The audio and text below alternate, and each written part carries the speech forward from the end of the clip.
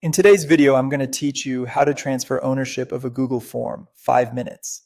If you're handing off a form to a teammate or moving a project to someone else, this walkthrough will show you the exact settings to update so the new person can take over without interruptions.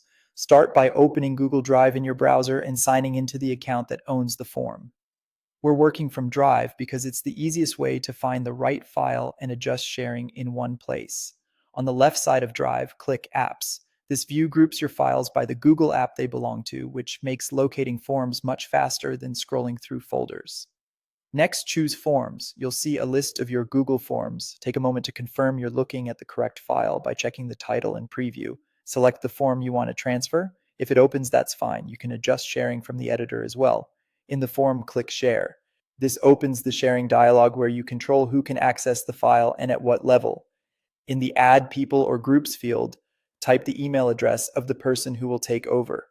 Double check the spelling to avoid sending access to the wrong account. It's best if they're using a Google account, and if you're in a work or school environment, make sure their address is allowed by your organization's sharing policies.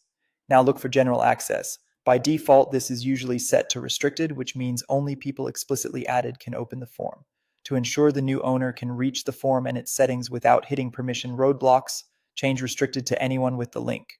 This setting makes the form accessible to anyone who has the URL, so only use it if that level of access is acceptable for your use case. You can share the link directly with the new owner once this is set. After updating the access level, click Done to save your changes. The sharing dialog will close and your updates will take effect immediately. At this point, the new owner has access to the form. They'll receive a notification and can open, edit, and manage it going forward. If they don't see the email, they can still use the link to get in. This handoff helps avoid downtime for active surveys and keeps your team moving smoothly. That's it. You went to Drive, used apps to find forms, selected your form, opened share, added the new person, adjusted general access to anyone with the link, and clicked Done. Thanks for watching, and happy form handoffs.